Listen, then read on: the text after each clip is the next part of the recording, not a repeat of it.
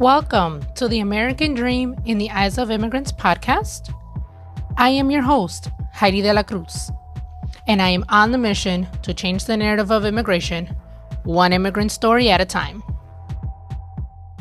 Hello, everyone. Welcome back to another episode of the American Dream in the Eyes of Immigrants podcast. I am your host, Heidy De La Cruz, and today I have a very special guest. I have Sairan with us today, and she is going to be talking about life in her home country and coming to the US and then the things that she's up to now. So thank you so much for being here today, Sairan. I know we had to reschedule a few times, but we're here today. We're able to do this recording. Thank you so much for being here. Thank you, Heidi, for having me. It's my pleasure. Love it. I love how we were able to get connected online and now getting to know each other a little bit. So, if you could just introduce yourself to the audience, who you are, what you do, and then we can get started with sharing what you remember from your home country. It's great. So, my name is Sairan Aqrawi. I've been in engineering and technology for over 30 years. That's telling you I'm old. Definitely you're older than a lot of audience who's listening to this episode. Being in the United States since 1996, I was coming from north of Iraq. They evacuate us as we all work for the NGOs. Back then there was a threat or retaliation about the people who were helping the United Nations organization and companies. So they have to bring us to Guam, the military base in Guam. And from there, we came to United States. So this is like 29 years ago. So this is kind of like home now. Yeah. I remember a lot of things about Kurdistan, about north of Iraq. I actually born in Baghdad, so I speak Arabic fluent as well, but I'm originally Kurdish from Iraq. I do have a lot of beautiful, of course, memories and also sad memories. And I don't think that was the reason that's make me come to United States in order to fulfill my American dream. It's not that escaping from the sad stories. It's about the opportunity that how much you can accomplish in a place that has a lot of it's really land of dreams. It's really have a lot of opportunity that if you put your mind and your faith, you can achieve anything you want. So that's shortly what I do in my side business. It's actually consultation. I am a certified coach with ICF. So I do get clients from many aspects, like men and women. Although I say midlife women, I still get clients who they are men who are looking for mentorship and leadership when they look at my certification in LinkedIn. And also, right now, I changed my niche as we spoke before the recording. I used to coach and guide women with engineering background to achieve their American dream, but now I'm a business strategist since September 2023. And I guide and help women to achieve their side business, thriving and monetizing what they really have in skills and passion, and how to bring that hidden gem or hidden talent to the service and monetize it, and also achieving their best version of themselves. I love that. Oh my gosh, I have so many questions now. So, you mentioned that you speak Arabic. How many languages do you speak? Only three. Kurdish, Only oh, okay, only 3. But the majority of people here only speak 1. Okay, so English, Arabic, and what's the other one? English, Arabic, and Kurdish. Kurdish. Okay, and so growing up, you were taught Arabic and Kurdish, or how was that? Yes, because I born in Baghdad, so regardless if you are an American, if you are Russian, if you are Jewish, Arabic was mandatory in school. So Um, to learn Arabic until I turned 18, and after that, when we moved to Kurdistan, north of Iraq, I was getting ready to go to college. So after 4 years, I end up coming to United States, 1996. So I do speak the three languages, and that's really a privilege in many ways because I always remember what my mom used to say, when you know other culture, you find ways to handle and overcome problems. And then now I believe what she was saying because culture do teach you how to tackle problems. Culture teach you how to respond to certain things here. When you come from different country and when you're exposed to different culture, you kind of remember what your grandma said or what your mom said back home. And you were like, I remember this, but we were used to handle it this way. And yeah. it's a plus. It's a plus because your mind is not just in a box saying this is the way how I raise in the United States. This is the way how we have to do things. No, your mind is more open. Your mind is being exposed to different cultures, so that's helped a lot and handling life events. Yes. That is so true. And so, okay, learning English. Did you learn English before coming to the US or after coming to the US? Yes, yes. So English again, it was something that you have to learn from elementary school. So it was also mandatory. Although the English in Middle East is the British accent or the British system. Like when I was Yes. in Iraq, everything was kilogram and centimeter and meters. And when I came to United States, they said no, we use pound and inches and foot. I was like, what is that? Not used to it.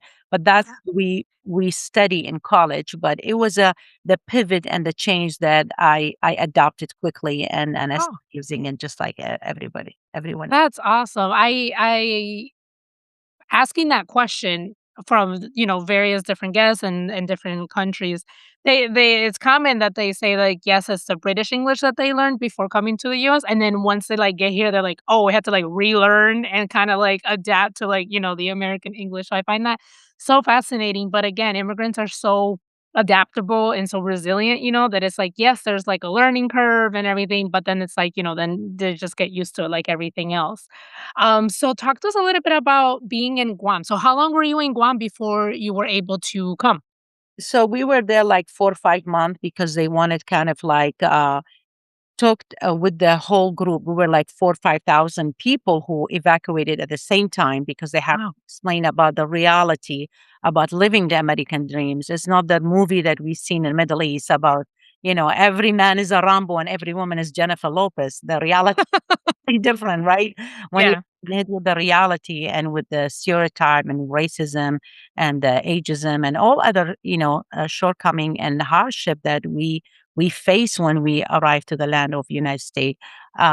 We were there in a good timing that we've been educated by a caseworker over there that we have to talk with the others who are unfortunate not speaking the English languages. We have to translate to them saying, hey, this is the reality in US. There is nothing rosy. There is no red Mm, line up because if you're an engineer, nobody care you are an engineer going to United States. You have to still pick up the culture, the style. You have to go back to school. You have to speak a better English. You have to kind of like blend in the culture, not in a way losing your identity and yeah.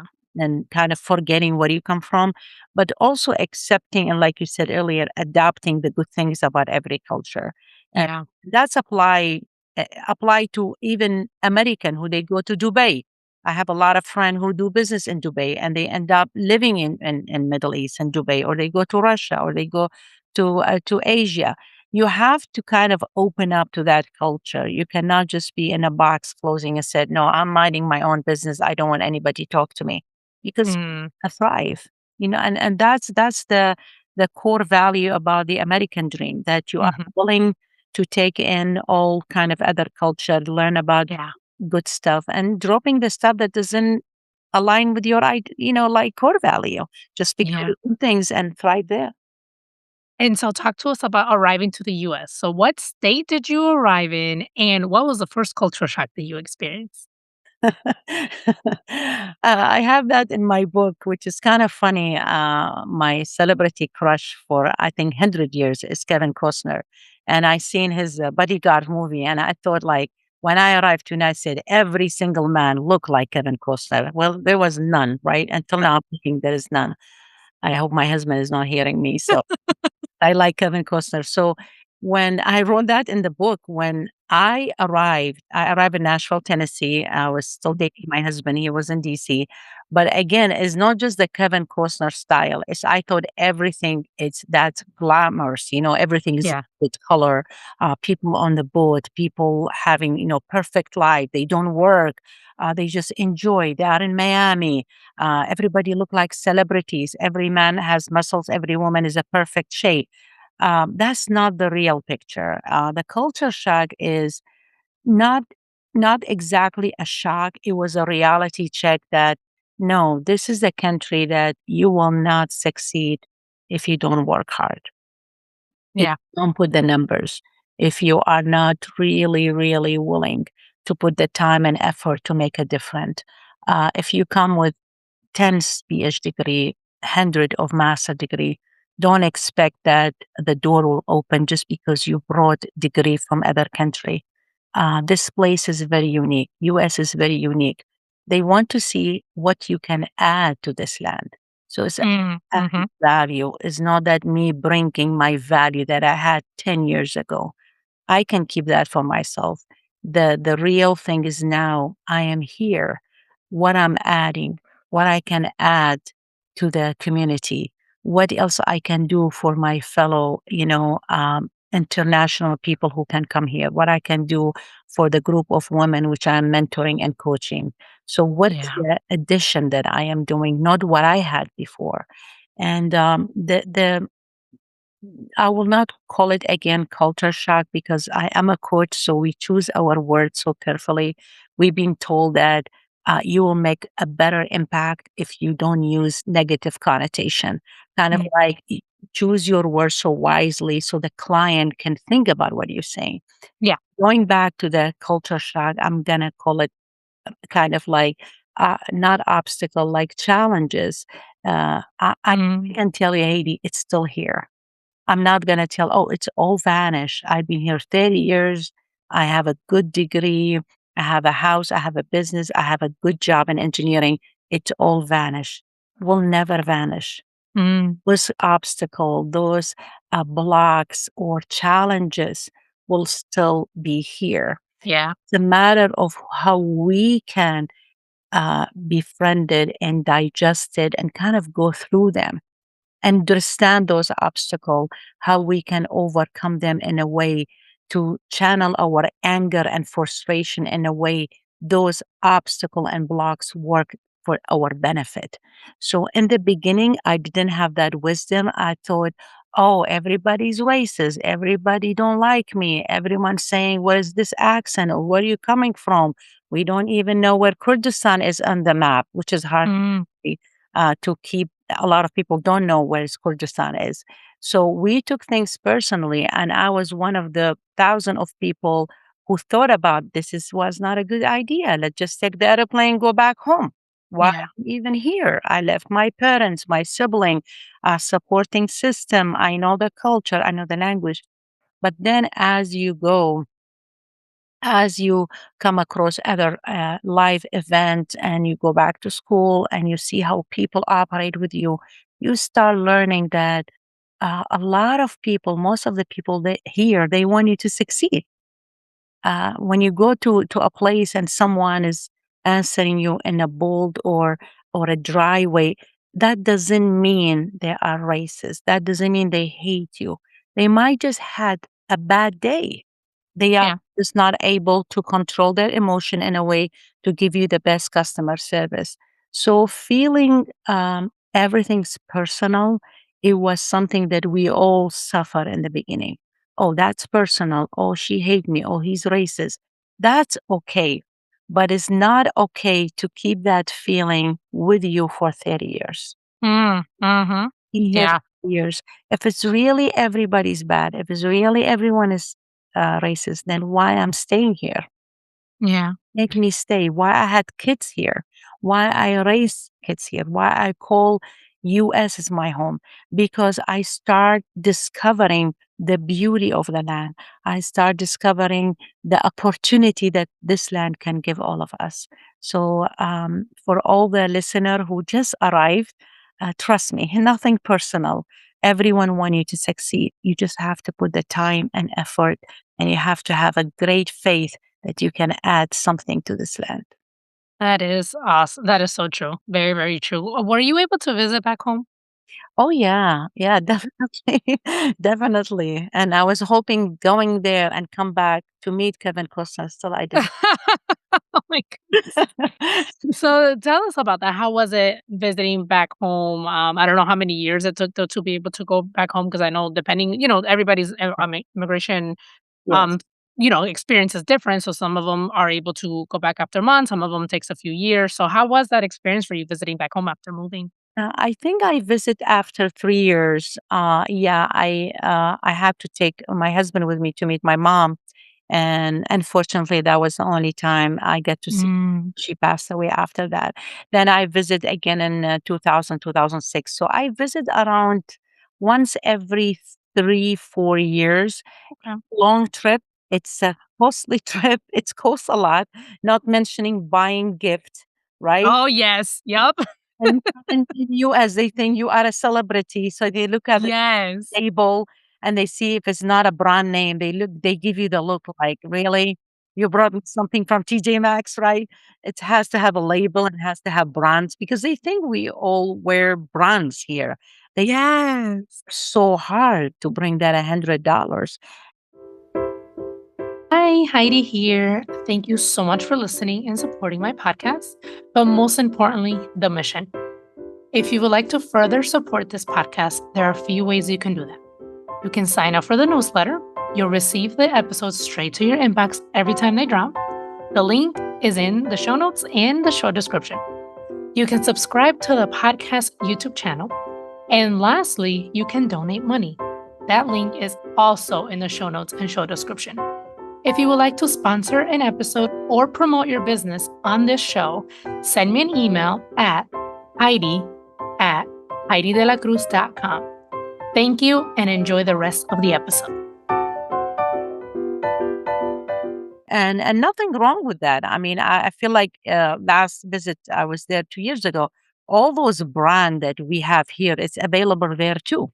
It's just Mhm. more expensive. Yeah, They yeah. don't have those stuff too, but still, we came from US, so they expect that you'll be like the Santa Claus all the time. Yes. You give even for the neighbor, right? Because you have a lot of money. But it's all good, and I keep that relationship or connection because my kids now in college. I in purpose introduce them to the cultures and Mhm. not just necessarily the religion occasion and stuff, even like the simplest things about, how they represent themselves, how they have respect for people who are elderly and they have gray hair and you have to listen to their advices. So there's a lot of things that I still kept it. And it's fun, very funny. My kids are so cute when they talk. They talk with three like three dialect. Like they have English, they born here, no accent, but they put a little bit Arabic, they put a little bit Kurdish. So the packet Oh. will come up like it's very funny because like I do understand what they're trying to say, but they still pick the language, they still pick the culture, which I'm very grateful for. And they were able to visit with you back Yes, to your yes, oh, that's awesome. yes, yes, That's definitely. that's cool. Yeah. And your husband, is he American? No, he's Kurdish from Iran. Oh, okay. Did you guys meet here or back home? We met in Guam. Oh, in Guam. Okay. Yeah, Oh, we that's met interesting. there. We were a part of the linguists and people who translate to English. So he speak like 4 or 5 languages, and he happened to be the team lead back then. And we dated for a while. Then we got married when we arrived to the United States together. Oh my goodness, that's so sweet. Okay. And so, all right. So, man, I feel like you are so wise. And of course, I mean, you have so much experience and you've done so many things. So you mentioned now that you are, coaching and mentoring women, you are engineer. So what brought you to do that shift from engineering to then mentoring and coaching? Yes, a good question. So the pivot happened. I mean, while I was still in school. I was doing my master and graduated in 2017, doing system integration in George Washington University. And at the same time, the university asked me if I'm willing to speak with the younger engineers as a mentor, just telling them about the real life about engineering. What do they expect after completing their 4 years, or if there's a better idea to pursue higher education? So I spoke like an hour and a half. I didn't know it's a big deal because right after that, I jumped to my doctoral. So I started my doctoral program in 2018. Wow. The head of the department, she contacted me and she said, "Oh my God, the young ladies loved you. Do you happen to be a coach?" And I didn't even understand which kind of coach she's talking about. Yeah. My mind is thinking coach is an athlete coach. Is Yes, like a basketball coach. yeah, and I was a swimming coach in Iraq, so I said, "Oh my god, how you know?" I was a swimming coach in my 20s. She said, "No, I'm talking about sport.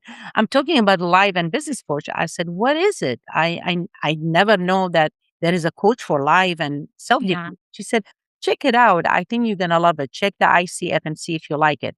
When she told me that, of course, she made me curious. I'm always curious, and I checked their website while I'm still doing my first semester and my doctoral. It was January, and I dropped it in April. I fell in love with coaching and mentoring.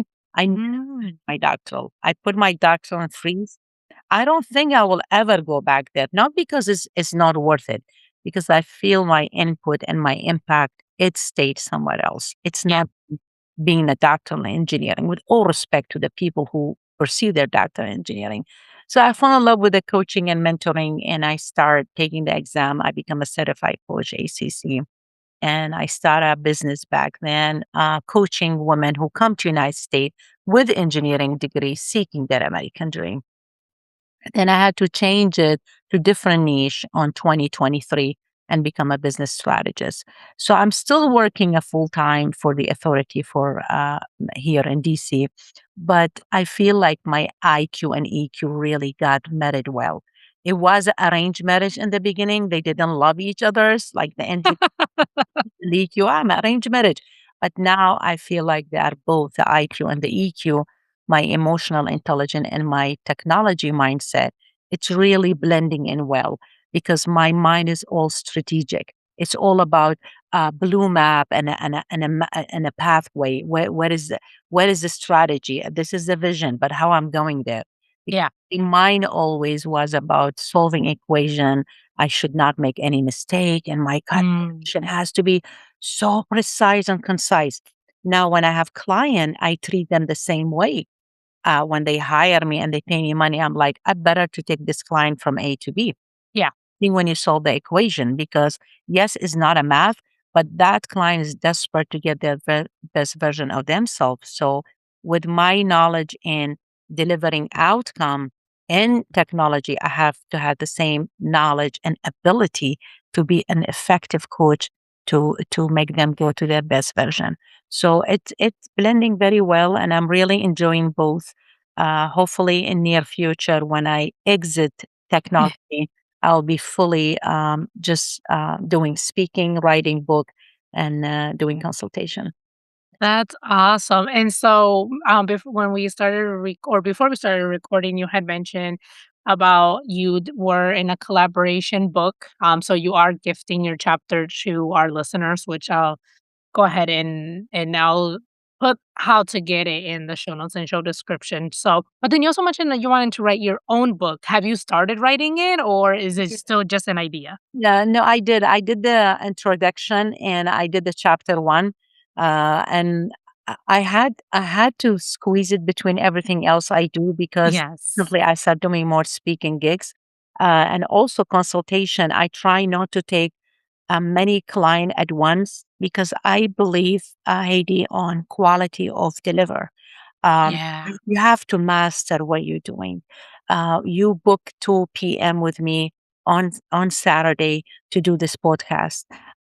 If you want really to look professional and the top of your game, you cannot do this podcast and texting or just doing something else because Yes. that will not even look not only in your business, but people will not drawn to you as a person of mastery. They said, "Oh, she's doing 15 things at once." So you come up, if you do all of that, you will be 50% with me, 10% with the other person. 10. So there is no focus. The quality of work is not be the same. Yeah. So I feel like when I write my book, like I had to have like 2 days off or like a holiday on Monday. So when I sit on that piece of paper and start writing, I don't want any other, uh, you know, uh, obstruction or disconnect from my mindset that I'm Yeah. doing something. This is why my things, my business, my book, and my consultation is going like a turtle because I'm still full-time engineer, Yeah. so I can't do it all at once. So when I'm at work, I'm at work. There is Yes. business. I don't take calls until 5:30. If weekend, I'm not doing engineering, all I'm doing business. S- Yeah. I cannot jeopardize my reputation as a full-time engineer, having all that experience because I have a side business. Same thing with my business. I Mhm. today, I mute everything around me. I'm doing Yeah. podcasts. I can't do podcasts and doing something else. So the book is going a little bit slow, like a turtle, but it's coming along. So Slow and steady. That is perfectly fine. So, small progress is better than no progress. But that is so true about what you said, like being focused on one thing at a time. Because I remember I share podcasting tips because I also coach people to launch their podcast, and I wrote a blog post about how like if you're going to do everything for yourself in the podcasting, if you can't outsource, that's perfectly fine, but I advise for people not to edit and record on the same day because I to me, it's like it's a different mindset that you need to be in. When you're recording, you're providing the content and things like that, but then when you're editing, like, you're in a different mindset, you're kinda looking to see what you can take out, make sure that things flow. So, that's definitely an advice, and that's what comes to mind when you said that, and, like, even when I first started my podcasting journey, like, I was a host, and then I was also a guest on a lot of podcasts to talk about my podcast, right? To like share about it. And I remember very early in the journey, like I it was like one Saturday and I like booked like 3 podcasts. And I was like, oh my gosh, this is a lot. So I was like, I can't do that anymore. So I only do 1 podcast per day. And so because it was like, this is a lot of energy, this is a lot of time. And then like I was literally mentally exhausted by the time I was done with the third interview. And I was like, nope, just gotta do if I'm gonna be a guest, I cannot be a host on that same day or vice versa. And then just recently, I actually even narrowed it down to like what days I'm actually recording. So, yes, we're recording today on a Saturday because we had already had conflicts before and we had already rescheduled. But now I'm only recording on Tuesdays and Mondays and Tuesdays in the afternoon because I'm like, I need, the other days to either like take a rest or to be able to edit and market and things like that. So I love how you said that like if you're gonna do one thing and just focus on that so that you can provide the best quality to your guests, to if you are a guest to present the best quality to the host, or if you're working with a client to provide that, best quality to that client. And then if you still have a 9 to 5, you still want to provide that good work to your 9 to 5. So thank you for sharing that. yeah, totally. Focus is a power. And when you focus on that one thing, Robert Greene talked about it in his mastery book. And like when you do one thing so well, and people say, no, I can do 17 things. He talked about it in his book, and his book is all like, to me, is like they are not book, they are like university, like that. In Yeah. each chapter of his book, you can learn something. And I even remember, I heard in one of the podcasts, someone said, like Bruce Lee, right? He said, don't be scared from someone who do the kick 10,000 times. Be scared from that guy who's doing the same kick 10 Mm, times. Because when you do that things 10,000 times, it's take you to mastery. Same thing when people say, oh, how you become did you born a speaker or did you born a writer? No, do it 10,000, 20,000 times. That's take you to mastery because you're focusing in one things. And also, the audience will see it. Like you said, when you don't want to do 3 podcast guests or hosting at the same day, people is contagious. The energy yes. people will see it. They were like, Yes. he sounds confused. She's tired. Uh, Yeah. not the makeup. She had the makeup, but she's looked tired, right? Yes. I'm makeup for you today. So it's people will see it. People will Mhm. sense it. People are smart, and you think, oh no, I'm gonna fake it. And there is no fake it until No, faking, no. Actually, the first time I had to reschedule was I told you, I was like, I finished therapy and yeah, I was mentally exhausted. And I'm like, if I am going to do a recording, I need to be able to give my best energy. And so like after the therapy, I was like, I can't. I don't have my best energy. And my each of my guests deserves the best yes, energy. And I've actually had to reschedule more than once. And it's something that I'm, like, learning with myself as I'm doing this therapy, journey because I was very, like, I'm not rescheduling no matter what, but then now I realize, like, I need to value, obviously, my guest time, but I also wanna provide the best energy, and I also wanna be in the best headspace when I do this. Yes. So it's like I've been learning to listen to my body when I need rest, take the rest, recover, so then be able to provide again the best quality, the best energy to my guests. Yes, this is why I insisted to still having the episodes with you because when you explain why you want to reschedule and the genuine text you send me, I was like, I can tell she want to deliver the best quality because she's not just dumping me as oh another guest. Who cares? No. Know her, she's not famous, but you value me in a way saying no. I want to have my 100% for you. I was like, this young lady is gonna be something.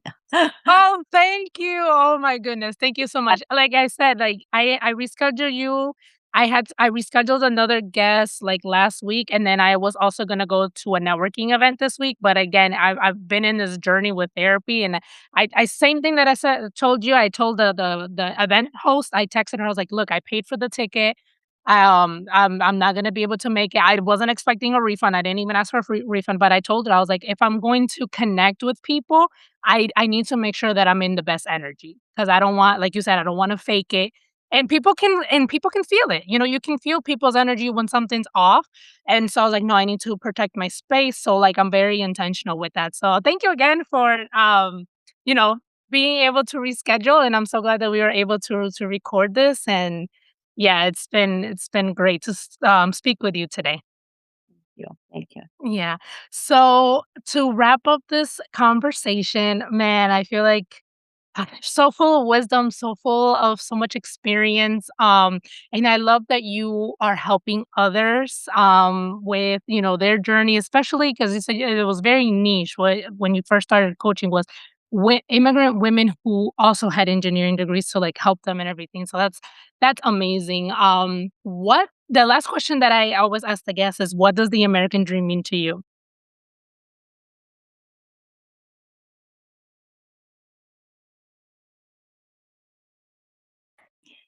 For me, it was every single dream that I had in my mind when I was teenage. Mm. Everything that I thought's impossible and no way it's gonna happen. It's happened when I came here. So Oh, wow. true.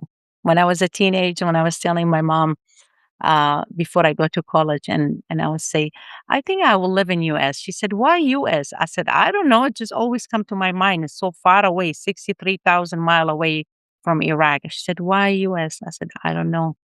And I did end up being in US. All the stuff when you are a young girl in your teen, even when you go to college and you tell yourself, this is impossible. No way I can achieve that. I can assure you, if you have the right mindset, if you are really, really focused, if you really committed, not dreaming, committed to make it true, this is the place that you can make all your dreams reality.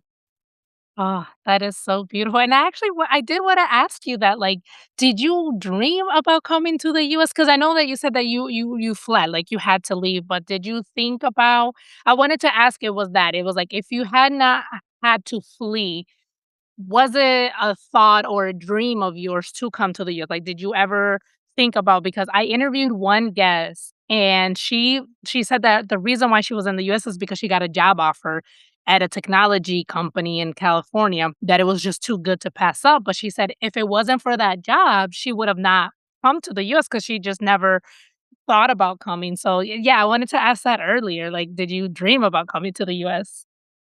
Definitely, it was everybody's dream in Middle East, but I never thought Mm. I will come this way.